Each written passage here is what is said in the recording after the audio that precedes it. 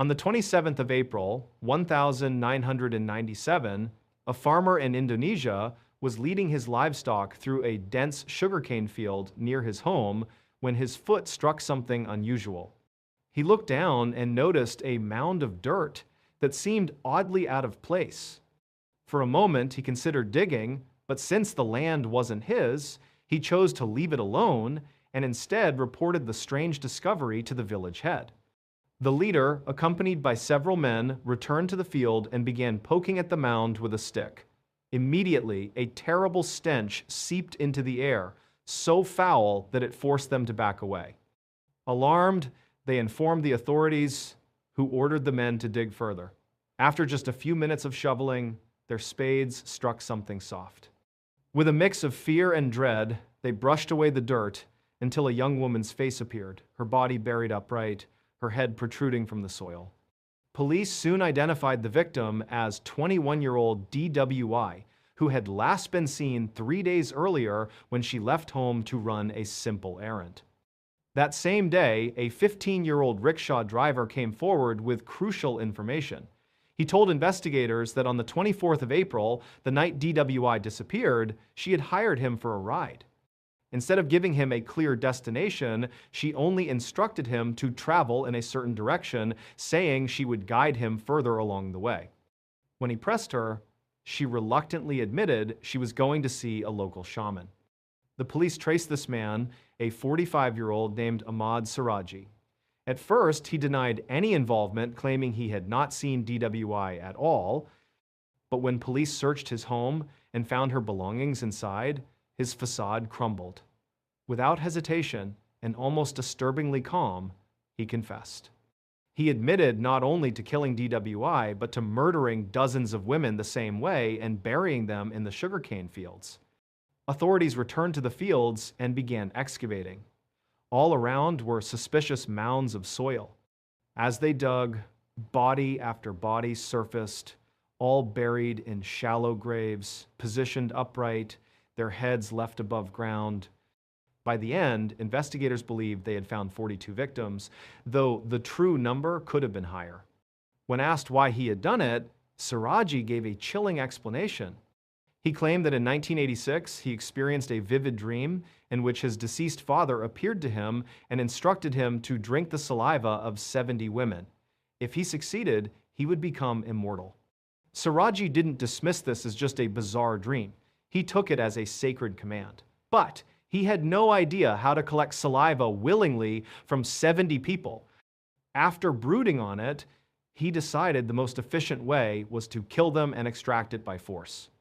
To lure victims, he carefully built a reputation as a mystical healer. He spread word that he possessed supernatural powers and could grant women everlasting beauty and prosperity.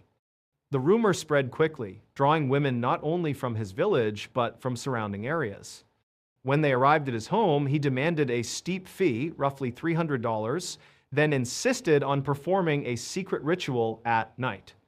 Leading them through a cemetery and into the sugarcane fields, he handed each victim a shovel and told her to dig a hole as part of the ceremony.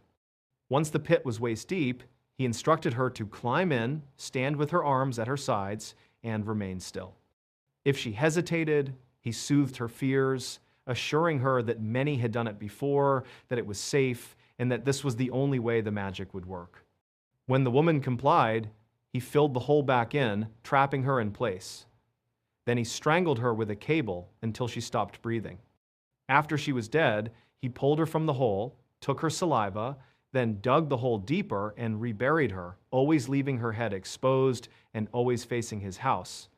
He explained that he believed having these women's faces turned toward him gave him even greater power. In Dwight's case, she had grown nervous after paying the fee and initially wanted to back out. To calm her, Siraji enlisted his wife. She had no idea her husband was a serial killer, so when he told her to reassure DWI, she went along, promising the girl it was safe. She even offered to accompany them. Comforted, DWI reluctantly agreed to continue. Hours later, only Siraji and his wife returned. In 2008, Ahmad Siraji was executed by firing squad for his crimes. His wife, convicted of helping lure victims into the deadly rituals, was sentenced to life in prison. On the evening of the 13th of January, 2002, 42-year-old Ronald Huff came back to his Newark, Delaware studio apartment after visiting his grandmother. As soon as he walked inside, he felt terrible. The place was sweltering, but Ronald preferred it that way. He always kept the heat blasting. He tossed his coat over one of the handmade wooden cages scattered across his living room, then staggered toward the phone. Fighting a wave of dizziness, he dialed the auto dealership where he worked and told the office manager he was too sick to come in the next day. When he hung up, he leaned against the counter to steady himself. From behind, a sharp hiss cut through the silence. Without hesitation, Ronald moved to the fridge.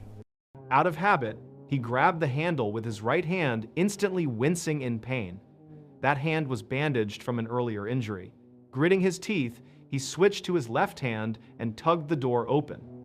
After shutting it again, he went over to the counter, reached into a jar, and pulled out a squirming handful of 2-inch live cockroaches. He dropped them on the floor, watching them scatter in every direction. It was just part of his nightly routine. Feeling weak, Ronald decided he should lie down. But as he crossed the kitchen, the dizziness returned with brutal force. The room spun. He tried to push through it, aiming for his bedroom, but his legs buckled.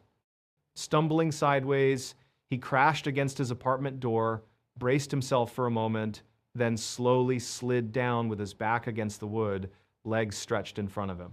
His eyelids sank shut, and the last thing he heard before slipping into unconsciousness was the sound of roaches skittering and the crunch of bones being chewed. 3 days later, one of Ronald's neighbors heard police radios crackling outside in the hall. Curious, he opened his door and saw 2 officers with the building superintendent standing outside Ronald's apartment. The neighbor liked Ronald. He was a quiet, polite guy, so it didn't make sense why cops would be there. Then again, he realized he hadn't seen Ronald for several days. The officers knocked repeatedly. No response. After a few minutes, they had the superintendent use his master key. But even then, when they tried to push the door open, it barely budged. Something heavy was blocking it. Both men leaned their weight against the door until it finally cracked open just enough to peek inside. What they saw made both officers recoil, hands instinctively moving to their guns. One frantically radioed for backup. Then, without a word, the 2 officers and the superintendent hurried down the hall, leaving the door slightly ajar. The neighbor, frozen in shock, could see into Ronald's apartment from his own doorway. What he saw inside made his blood run cold. His body locked up for a second, then he slammed his own door shut in horror. Hours later, he still couldn't shake the image. To get it out of his head, he grabbed a piece of paper and started sketching what he had seen. The truth was, Ronald had a secret, and that secret killed him. The neighbor's sketch showed Ronald's lifeless body lying on the floor, his face, ears, hands, and even his organs partially eaten. Surrounding him were enormous reptiles, monitor lizards that Ronald had secretly been raising inside his apartment, 7 of them. He fed them raw chicken and live roaches and let them freely roam his home. They ranged from 2 feet to 6 feet long, massive carnivorous predators with mouths full of dangerous bacteria. A week before Ronald's death, one of the lizards bit his right hand, leaving him with a severe staph infection. That infection almost certainly caused him to collapse the night he called in sick. When he lost consciousness, the lizards did what came naturally. They attacked. Authorities believe Ronald died from the infection itself, but they couldn't rule out that he might have still been alive when the lizards began feeding. After his death, the animals were removed and transferred to a wildlife preserve in Maryland. But the horrifying way Ronald died, consumed by his own pets, became one of the most chilling and bizarre cases in Delaware's history. In April of 2020, a 17-year-old named Sam, an avid outdoorsman, decided to head out on a one-night backpacking trip in Arizona's Superstition Mountains. The origin of that name has several theories, but the most widely accepted is that people began avoiding the area due to the many unexplained deaths that had occurred there. Because so many feared mysterious death, the range was branded the Superstition Mountains. Sam, however, was not superstitious. He knew the terrain well and often hiked there, especially an 8-mile loop trail that cut through a canyon. His plan was straightforward: hike 4 miles in, camp overnight, and then hike 4 miles back the next day. Originally, he was supposed to have a friend with him, but at the last minute, his companion canceled. Sam hesitated, wondering if he should still go, but ultimately chose to do it solo since he was so familiar with the route. He had intended to start early to maximize daylight, but between delays, traffic, and rough road conditions, he didn't reach the trailhead until 5:45 p.m. That was far later than he wanted. He knew immediately this was a bad call, he'd be losing light fast, and there was almost no chance of making it to his planned 4-mile campsite before dark. Still, confident in his stamina, he figured he could at least push 2 or 3 miles in, where he knew there were decent clearings to camp. He decided to chance it. But progress was slower than expected. The sun dipped below the horizon, leaving him in total darkness. His flashlight beam stretched barely 10 feet ahead, and at one point he nearly slipped off a rocky ledge, a fall that could have seriously injured him. That's when reality hit. He was 15 miles from the nearest help, in an area with poor cell reception, on treacherous roads, and no one knew his exact location. He realized continuing was reckless. He needed to stop immediately and camp right where he was. Luckily, just off the trail, he spotted a small clearing in the trees. Shining his light revealed an open space, and on its edge, he noticed the remains of an old fire pit. Someone had clearly camped here before and survived the night, which reassured him. He suddenly felt relieved, almost smart, for stumbling onto it. Sam didn't carry a tent. He preferred sleeping on a pad inside a sleeping bag with a tarp strung overhead in case of rain. The surrounding pines made it easy to rig his tarp. Soon he had a fire going, cracked open a can of beans, and settled in for dinner. For a while, everything felt perfect. But as he ate, a nagging unease set in. Something felt off. He found himself scanning the tree line, trying to spot anything unusual. But seated next to a fire in a dark forest meant his vision was limited to a tiny circle of light. Beyond that, it was nothing but blackness. He told himself it was just nerves. Yet, while rationalizing away the feeling, a marble-sized rock suddenly sailed out of the darkness and landed at his feet. Instant dread shot through him. The rock seemed to confirm his instincts he wasn't alone. He quickly scanned the trees, straining his ears. For the next 15 minutes, he listened and watched, tense and ready. But nothing else happened. No more rocks, no footsteps. Slowly, he began calming down, convincing himself he had probably kicked it without realizing, or maybe it had tumbled loose from somewhere. Eventually, he relaxed, climbed into his sleeping bag beneath the tarp, and drifted to sleep. Hours later, he woke abruptly. The same heavy sense of dread had returned, stronger this time. He couldn't see or hear anything, but the feeling that something was wrong was undeniable. Then he caught it, the faint crunch of leaves, like footsteps, about 30 to 40 meters away. At first, he couldn't tell if they were moving toward him or away, but after half a minute, the sound faded. He told himself whoever or whatever it was had left. Still uneasy, he decided to grab his flashlight and shine it in that direction. He reached beside him where he had left it earlier, but his hand came up empty. Confused, he patted the ground. Nothing. His flashlight was gone. Alarm bells rang in his head. The only way it could be missing is if someone or something had taken it. He scrambled out of his sleeping bag, ducking under the tarp, frantically searching the ground. Then, out of the corner of his eye, he spotted light reflecting. Turning, he saw his flashlight lying on the ground 10 meters away, which meant something had been close enough within inches of his sleeping body to pick it up and move it while he lay helpless. His first thought, it's a trap. Whoever did this wanted him to leave the safety of his camp and walk into the dark. A wave of nausea hit him from fear, but he forced himself to stay calm. He laced his boots, grabbed his knife, and made a decision he wasn't going anywhere near that flashlight. Instead, he fed his fire higher and higher, determined to keep it blazing as long as possible.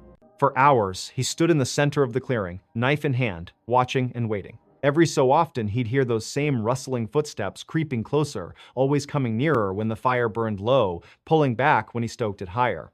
It was a terrifying game of patience. But by 3 a.m., his firewood was gone. Unless he ventured into the forest for more, which he absolutely would not, his fire was going to die. As the flames dwindled, the footsteps returned. This time, closer. At first, they stopped 15 meters out. Then, as the fire shrank further, they crept to within 3. Whoever or whatever was there positioned themselves behind a dense cluster of trees, deliberately staying just out of sight. He couldn't see them, but he knew they were there. And then, silence. For 2 hours, Sam stood frozen, staring at those trees, certain something was lurking behind them, waiting. Finally, just before sunrise, the presence retreated. He heard the steps fade into the woods and never return. When daylight finally broke, Sam didn't bolt immediately. He waited until the clearing was fully lit by the sun before quickly packing up. Then he practically sprinted down the trail, didn't stop until he reached the parking lot, and sped 20 miles straight to the nearest gas station. Breathless, he got out of his car to collect himself. That's when he noticed something new. On the dusty rear window of his vehicle, someone had traced a message with their finger. It read, "Sleep well?" Sam is certain the person or group that stalked him in the Superstition Mountains was the same one that left that chilling note on his car. And he still wonders what might have happened if he had gone to retrieve that flashlight. It was around 8:30 p.m. on December 29th, 1972, when passengers at JFK International Airport in Queens, New York, heard over the intercom that Eastern Airlines Flight 401 to Miami was now boarding. About 30 minutes later, all 176 people, including 13 crew members, were seated on board. This wasn't just any airplane. Flight 401 was one of Eastern's brand new Lockheed L-1011 TriStars, a massive, state-of-the-art jet capable of holding up to 400 passengers. It had 2 levels, the main cabin above and a lower deck with a galley kitchen and a lounge just for the crew. That night, Captain Robert Bob Loft was in command. He was 55, strikingly handsome, a perfectionist, with more than 30 zero-hours of flight time. Sitting to his right was First Officer Bert Stockstill, 10 years younger. Behind them was the flight engineer, Don Repo, a strong man with a gentle, approachable demeanor. And in the 4th cockpit seat was Angelo Donadeo, another Eastern Airlines employee hitching a ride to Miami. At 9:20 p.m., Flight 401 thundered down the runway and climbed into the night sky. For the next 2 hours, everything was routine. One passenger, Jerry Escow, was so impressed that he even wrote a letter mid-flight praising Eastern for how smooth the trip was, intending to mail it when they landed. But at 11:32 p.m., everything changed. As Captain Loft began his approach into Miami, he lowered the landing gear. On the L-1011, there are 3 sets of wheels, one under each wing and one under the nose. Each set has a corresponding green indicator light in the cockpit that comes on when the gear locks into place. This time, only 2 lights came on. The nose gear light stayed dark. Loft and his crew assumed the landing gear was fine, the plane was brand new, the problem had to be the bulb. But to be safe, Loft retracted the gear and lowered it again. Still, the nose gear light did not illuminate. Frustrated, he radioed Miami Air Traffic Control, explaining the situation. They instructed him to circle out over the Everglades until the issue was resolved. Loft engaged the autopilot to hold 0 feet and 200 miles per hour, while he and Stockstill fiddled with the tiny bulb. They pressed it, twisted it, even pulled it out and blew on it. Nothing.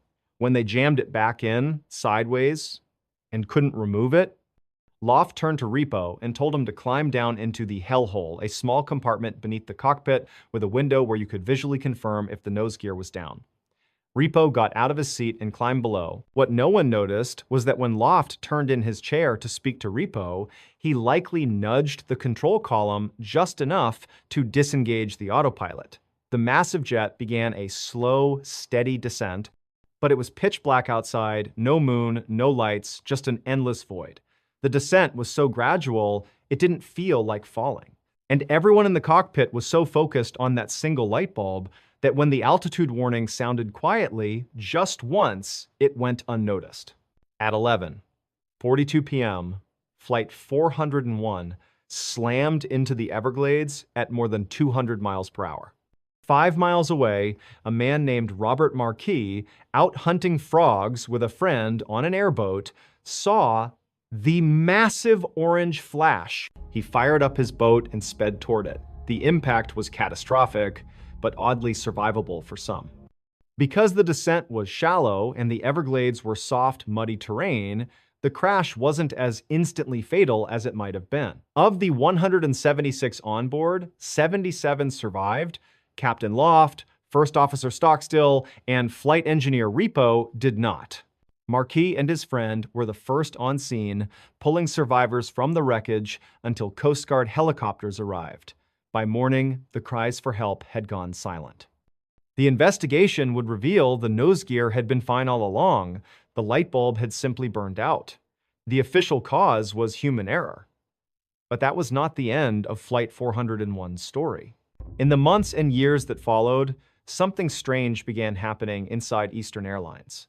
Employees started reporting eerie encounters, ghostly apparitions of Captain Loft, of Don Repo. Silent, watchful, appearing on flights that had salvaged parts taken from the wreckage of 401. Eastern Airlines pressured employees to stay quiet. Reports were buried. Logbooks went missing. But some crew members, shaken by what they'd seen, came forward anonymously. One flight attendant swore she saw Repo in the galley kitchen. Another time, during boarding, an extra captain appeared in first class. He sat silently, staring straight ahead. When approached, he gave no response. Then, in front of multiple witnesses, including crew and passengers, he vanished into thin air. That captain was identified as Bob Loft. There were dozens of such sightings. Sometimes terrifying, sometimes helpful. On one flight, Repo's apparition reportedly warned a captain about a malfunction in an engine. When checked, the malfunction was real. By 1974, all the sightings suddenly stopped. Why? Eastern Airlines quietly removed all salvaged parts from their L1011 fleet. They never gave a reason. But after that, the ghosts of Flight 401 were never seen again. On the morning of September 15, 2010, a 55-year-old man named Greg Flanagan checked into the Elegante Hotel in Beaumont, Texas, where his company always lodged him during the work week. Years earlier, Greg had been a chief engineer on ocean-going vessels, spending months at sea. In midlife, though, he reinvented himself as a landman, someone who negotiated mineral rights and drilling leases. Despite his chain smoking and poor diet, he looked lean and fit, with weathered skin and a neatly trimmed white beard, the appearance of a man who had spent his life outdoors. Every Monday, Greg would drive 2 hours from his home in Lafayette, Louisiana, to Beaumont. Once checked in, his habits were predictable. He didn't drink, didn't socialize, rarely left his room. All he needed was a bed, a TV, and cold air conditioning. His room was basic: a bathroom by the door, a queen bed tucked to the right, a small desk and TV opposite, and a window that overlooked a little swimming pool lined with potted plants. He set his suitcase at the foot of the bed, hung a few shirts in the closet, hooked his toiletry bag on the towel rack, and changed into pajama pants. Greg's evening ritual was simple. He'd crank the air conditioner as low as it would go, prop 2 pillows behind his head, and set up a towel on the bedspread with everything he needed within reach: an ashtray, his cigarettes, and lighter, a channels, until he landed on Iron Man 2. Good enough, he thought, as he unwrapped the candy bar, ate a piece, and lit a cigarette. The next morning, his wife Susie didn't get his usual call. Greg phoned her every morning without fail. When repeated calls went unanswered, she rang his office, only to hear that he hadn't shown up. Alarmed, she asked a couple of his coworkers to check on him at the hotel. When they knocked on his door, there was no response. They fetched the manager, who unlocked the room. What they found inside made them stagger back. Greg was lying face down in the middle of the room, his body twisted as if he'd collapsed mid-stride. His left arm was pinned beneath him, 2 fingers still clutching a burnt-down cigarette. The room was stifling hot, and Greg's skin had taken on a bluish-gray tint. Detective Scott Apple was called to the scene.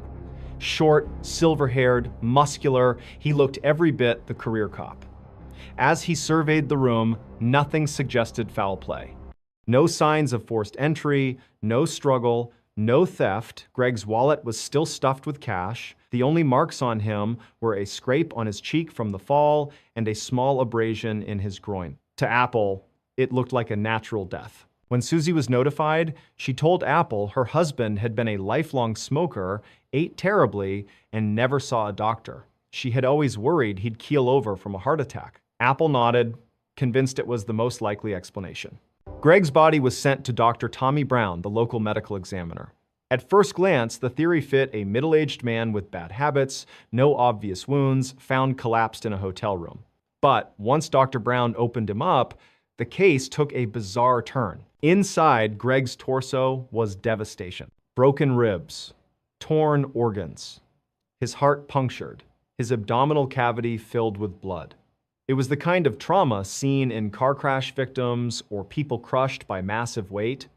But there were no external injuries, no bruises, nothing to suggest blunt force. Stunned, Dr. Brown declared it a homicide, likely the result of a beating, though he admitted the evidence didn't quite make sense. Apple was baffled. He dug into Greg's background, hoping to find a motive, but everyone described Greg as polite, kind, happily married, with no enemies. There was no affair, no financial trouble, no hint of scandal. He was a quiet man who worked, called his wife, smoked his cigarettes, and kept to himself. With nowhere to go, Apple scrutinized hotel records. One oddity emerged. The night Greg died, he had tripped a breaker while making popcorn in the microwave. That power outage knocked electricity out, not just in his room, but in the two rooms beside it and the one directly below. Maintenance logs showed a staff member restored the power around 8:30 p.m. Apple considered two theories. One, the maintenance man who had a criminal record attacked Greg. But there was no evidence. Two, Greg's neighbors in room 349, two electricians known to drink and party, confronted him after losing power and beat him. But when Apple interviewed them, they seemed cooperative, even concerned, and offered their phone numbers to help further. Neither theory stuck. Months passed, the case stalled, and eventually it went cold. Then, 7 months later, Susie hired a private investigator. Ken Brennan, a former DEA agent and Long Island cop with a reputation for cracking unsolvable cases. Brennan flew to Louisiana, grilled Susie about her marriage, then went to Texas to meet Apple. Apple handed over the case files. Brennan spent the night studying them. The next day, he told Apple he had it figured out. Apple rolled his eyes. He'd been stuck for months. But Brennan was serious. He asked Susie one question over the phone. Did Greg ever smoke with his left hand? She answered no, only his right. That was all Brennan needed. Here was his theory. Greg had been watching TV, smoking with his right hand, when something catastrophic happened. He jumped off the bed, switched the cigarette to his left hand so he could grab the doorknob with his right, and collapsed before reaching it. But what caused him to leap up? Brennan believed Greg had been shot. Apple was skeptical. There was no bullet wound. But Brennan brought him back to the hotel room, pointing to a patched spot on the wall. He argued it wasn't from the doorknob, as Apple thought. They went next door into room 349. Brennan ran his hands along the wall until his finger pushed a plug of toothpaste stuffed into a hole. Crime scene investigators later confirmed it, a bullet hole lined up perfectly with where Greg had been sitting in bed. Looking back at autopsy photos, that abrasion in his groin was a small entry wound. The hole in his heart lined up with the bullet's path. Greg had been shot through the wall. Re-interviewed, one of the electricians cracked. He admitted that his coworker, Mueller, had been fooling around with a pistol in their room. Drunk, he'd pointed it at his friend, dropped it, and the gun went off. The bullet blasted through the wall into Greg's room, striking him fatally. Panicked, they heard nothing at first and assumed the room was empty. When they later returned and heard Greg coughing, they convinced themselves he was fine. The next day, when they saw police assuming natural causes, they stayed quiet and plugged the hole with toothpaste. Mueller was charged with manslaughter and sentenced to 10 years. Greg's mysterious internal crushing turned out not to be a beating or a medical condition at all, but the silent path of a stray bullet fired recklessly in the room next door. In the early 2000s, a teenager named Ebon often went hunting with his father in the deep backcountry of Georgia.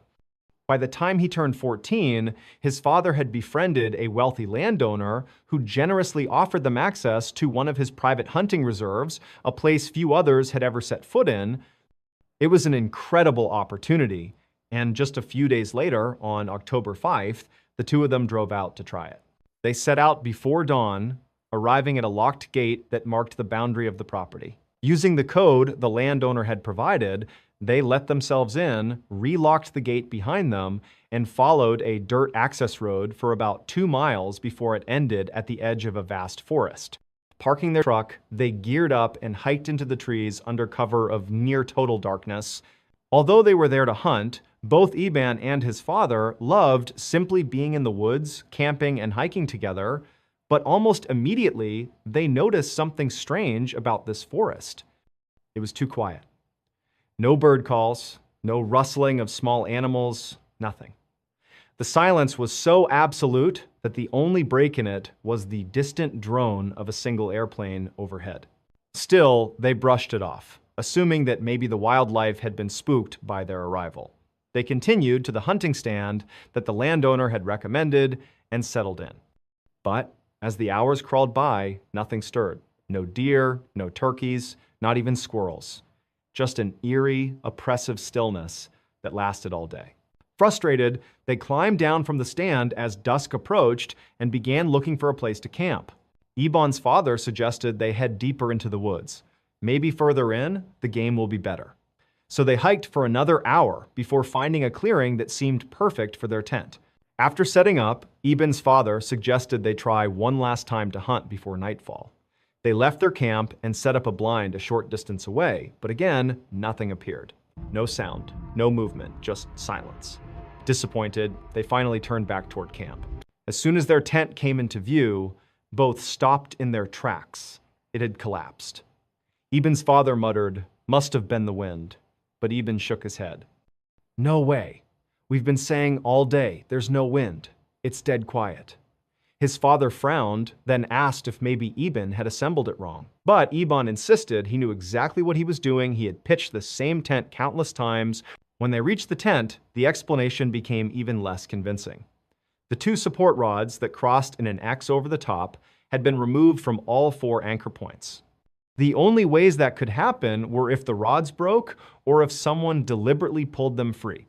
Yet none of the rods were broken, and neither of them had touched the tent after setting it up. The unsettling implication was obvious. Someone or something had been in their camp while they were gone. But the landowner had assured them this was private, fenced-in property, no one else had access. Trying to keep calm, they convinced themselves they must have somehow botched the setup, even though neither really believed it. They rebuilt the tent, lit a small fire, and tried to relax.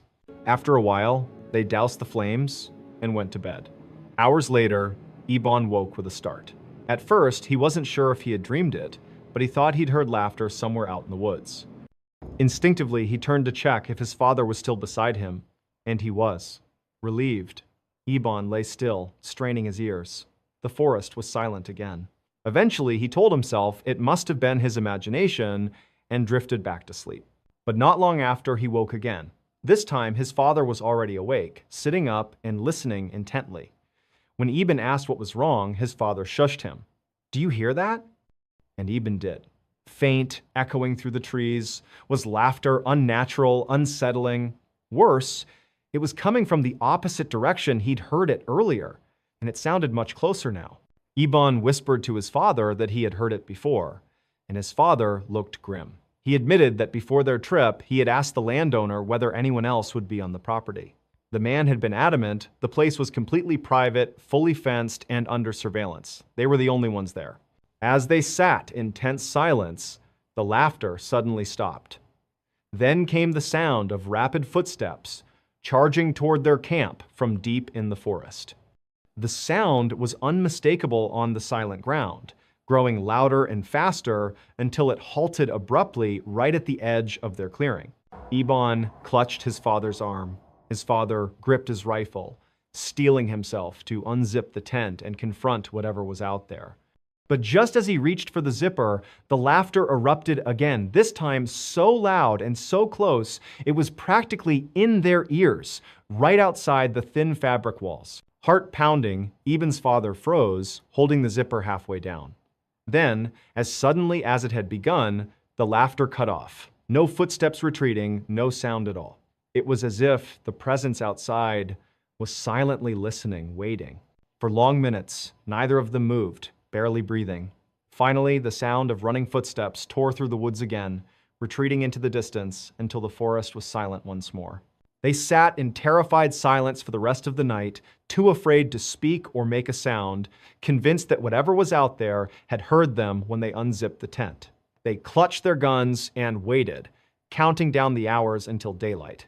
As soon as the first light broke through the trees, they bolted from the tent, packed their gear as fast as they could, and ran the entire way back to their truck, glancing over their shoulders the whole time. To this day, they have no explanation for what stalked them that night, and when they told the landowner, he flatly insisted it was impossible. His cameras had shown no one else entering or leaving the property during the time they were there. From the time Gareth Williams was just a kid, it was clear he was extraordinary.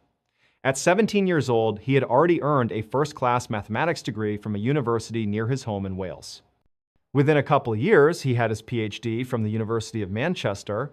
Soon after, he began postgraduate work at Cambridge, one of the world's most elite schools, but he never finished. His brilliance had caught the attention of Britain's intelligence services. In 2001, at just 23, Gareth accepted a position at GCHQ, Britain's secretive government communications headquarters. There, he worked as a codebreaker, a job he excelled at. Despite being intensely private and almost painfully shy, Gareth's contributions were so important that his team won Britain's highest honors for international codebreaking. In 2009, another agency came calling, MI6, the Secret Intelligence Service. They offered Gareth something few codebreakers ever get the chance to go operational. This was the kind of work you'd expect from a Hollywood spy. Field assignments, intelligence gathering, real cloak and dagger work. To many, it was a dream job. Gareth took it, but within months, he regretted it. MI6 was nothing like GCHQ. The culture was competitive, flashy, and social expensive cars, hard partying, long hours. Gareth wanted no part of it. He simply wanted to do the work and be left alone. At GCHQ, that was fine. At MI6, it made him an outsider. After less than a year, Gareth was planning to leave. In August of 2010, Gareth went on vacation. When the time came to return, he didn't show up at his London office. Oddly, no one from MI6 bothered to check in on him. Days passed without contact. It wasn't until Gareth's sister called the police, worried she hadn't heard from him, that anyone went to his flat. On August 23rd, a uniformed officer arrived at his Pimlico apartment for a welfare check. After knocking and getting no answer, the landlord provided a key. Inside, the officer called Gareth's name. No response. The first floor was empty, so he climbed the stairs. At the top was a closed door. When he pushed it open, what he saw would dominate international headlines for weeks. The bathroom was ordinary, except for the red duffel bag sitting in the bathtub. Inside that bag was the decomposing body of Gareth Williams. The bag had been padlocked shut from the outside. The key was found inside the bag, underneath Gareth's body. There were no fingerprints anywhere, not on the tub, not on the zippers, not on the padlock, not even on the keys. Gareth's iPhone was found nearby. It had been factory reset on August 15th, the same day Gareth was last seen alive on CCTV footage. Investigators concluded he had likely died that very day. The coroner's report was baffling. Gareth's body bore no signs of trauma, no defensive wounds, and toxicology tests showed no alcohol or drug. The heat inside the apartment, the thermostat, had been cranked up despite it being August, sped up decomposition, making cause of death impossible to determine. So what happened? Theories exploded. Some suspected the Russian mafia. In the weeks before his death, Gareth had been working on cases linked to Russian money laundering, a dangerous assignment that could easily have made him a target. Others suspected MI6 itself. Why hadn't anyone checked on Gareth when he didn't return from holiday? Former intelligence officers publicly claimed MI6 may have staged a cover-up, cleaning the flat of fingerprints and evidence before police arrived. Then there was the more sensational theory that Gareth's death was an accident tied to personal interests. Investigators learned he had occasionally browsed bondage websites. Once his landlord had to help him untie himself after he bound his wrists to a bed frame. Could Gareth have locked himself inside the bag as part of some bizarre experiment or fetish? Two experts tried to replicate it. Over 400 attempts later, neither could successfully climb inside and lock the padlock from the outside. Even if Gareth somehow managed it, there was still the glaring problem: how did he do it without leaving a single fingerprint anywhere? Despite glaring red flags, in 2013, the official verdict was that Gareth's death was probably accidental. The case was closed. But to this day, many believe the truth of what happened to Gareth Williams, the brilliant codebreaker found zipped and locked inside a duffel bag, remains buried deep within the walls of British intelligence. From a young age, Pauline Day always had a nagging sense that something about her family didn't quite add up. Years later, she would find out her instincts were right. Back in 1970, when Pauline was just 5, her parents, Ruth and Warren, separated. To Pauline, it wasn't exactly shocking. Her father drank heavily and was violent, so the split almost felt inevitable. Afterward, Pauline, her mother, and her brother moved across Vancouver into a new house. That's when Pauline began noticing her mother seemed perpetually anxious, though she never explained why. By the time Pauline turned 9, her mother suddenly announced they were going on vacation to Winnipeg, nearly 1,000 miles away.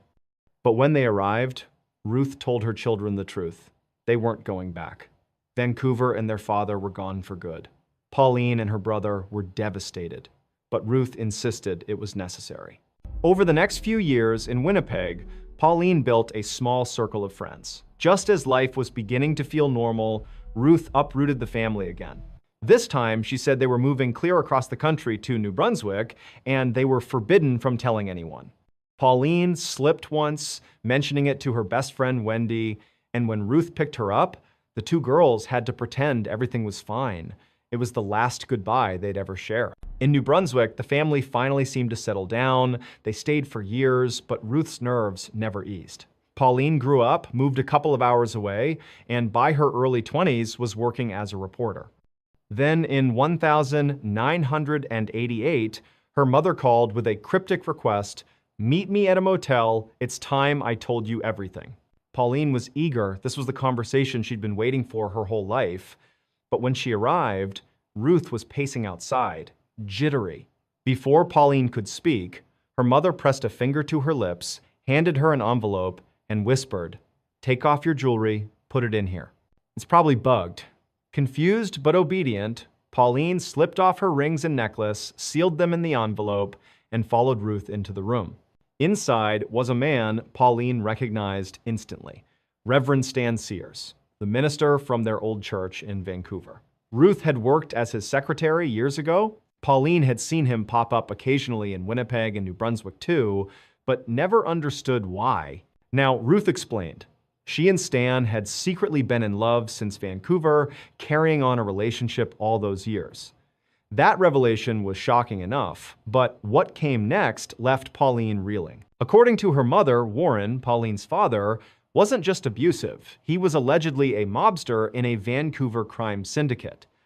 When Ruth left him, she claimed the mob marked her for death, believing she knew too much. Stan, too, was supposedly targeted after counseling a man connected to organized crime. To protect themselves, Ruth said, they had fled Vancouver, moving from city to city under constant threat. Pauline was floored. For once, all the unexplained paranoia seemed to make sense. The sudden moves, the whispered warnings, the odd rituals, like her mother throwing out all the food without reason.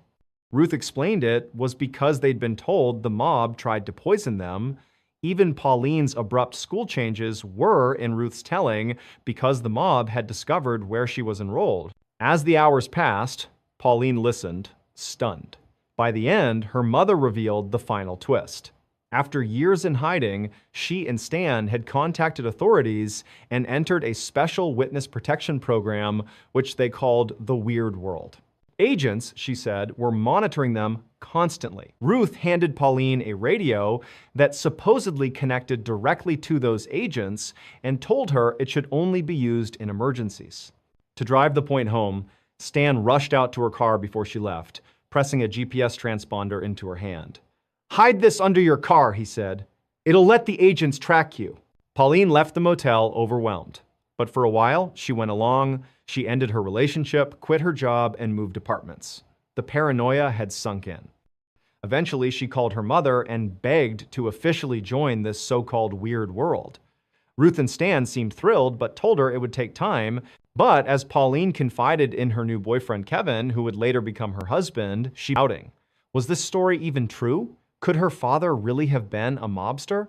Were they actually in hiding all those years? To test it, Pauline staged a trap. She phoned her mother in a panic and claimed the mob had broken into her apartment.